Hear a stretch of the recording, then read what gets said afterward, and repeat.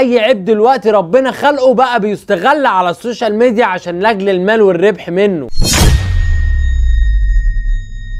جماعه انا مش هتجنن لوحدي ومش هتعصب لوحدي، مش هتفرس لوحدي، والله عيب علينا، عيب، غلط، مش كده يا محترمين. جماعه يعني ايه ده؟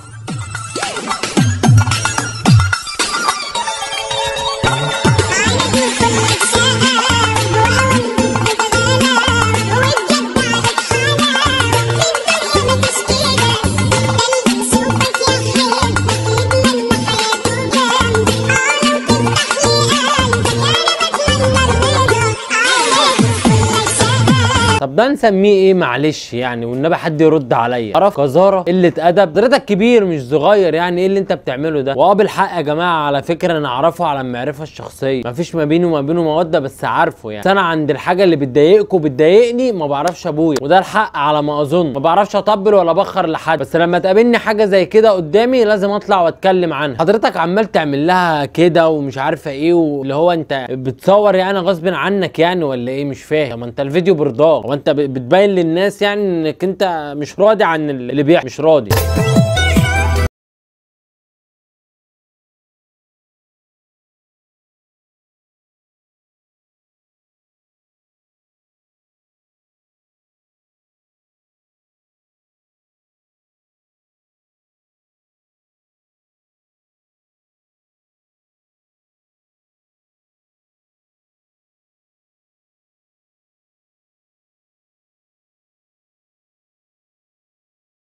اللهم لا اعتراض، فعلا اللهم لا اعتراض. مش هنتريق ولا على شكل ولا على جسم ولا على اللي انتوا بتقعدوا تعملوا، لان دي خلقه ربنا احنا عارفين. بس ما ينفعش ربنا يكون مديني اعاقه، او انا عندي مثلا حاجه ربنا خلقني بيها، او شكلي وحش، او اي حاجه من اللي انا بقولها لكم دي، واطلع بيها على السوشيال ميديا عشان استفز بيها الناس لاجل الشهره والنفوذ، سوري، لاجل الشهره والفلوس. خلينا صراحه مع بعض، اي حاجه دلوقتي على السوشيال ميديا كله بيطلع يستفز الناس عشان خاطر الفلوس. وعايز اقول لكم كمان كلمه، العبط والهبل هو اللي بينجح دلوقتي على السوشيال ميديا. انت عايز تنجح وتعمل ملايين وتعمل فلوس، اطلع وقدم هبل وقدم عبط. طبعا سندريلا مصر اللي احنا بنتكلم، هي مسميه نفسها كده يا جماعه، انا مش بضحك ولا بتريق عشان ما حدش يفكرني بتريق، هي مسميه نفسها سندريلا مصر. ليه مسميه نفسها كده؟ عشان هي شايفه نفسها ان هي مش سندريلا مصر ولا حاجه، هي طالعه بس بتستفز الناس وان هي تتشهر وتجيب فيوز اكتر. وطبعا اي مذيعه او اي حد معروف شويه او فنان او الخ لما بيكون نايم وخلاص هبط وراحت عليه، بيطلع معاه عشان تقويه وترجعه تاني للسوشيال ميديا او للساحه او لخشبه المطبخ. وعايز اقول لكم ان للاسف الخطط اللي هم بيمشوا عليها دي فعلا هي اللي بتنجح، وهي اللي بتنجحهم وبتخليهم يطلعوا فعلا على الساحه، بما يدل على اللي انا بقوله ده،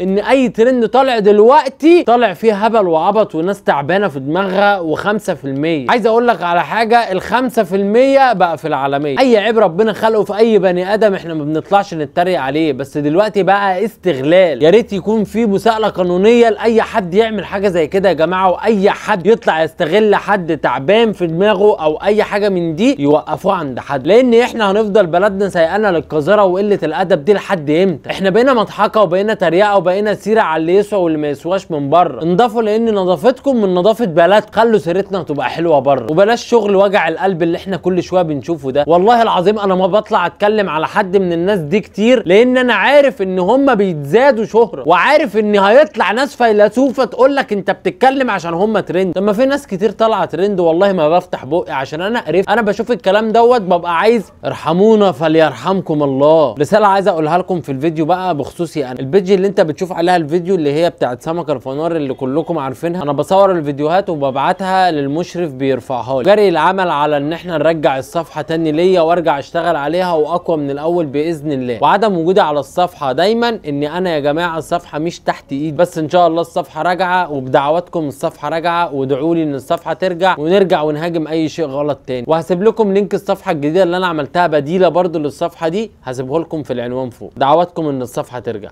سلام.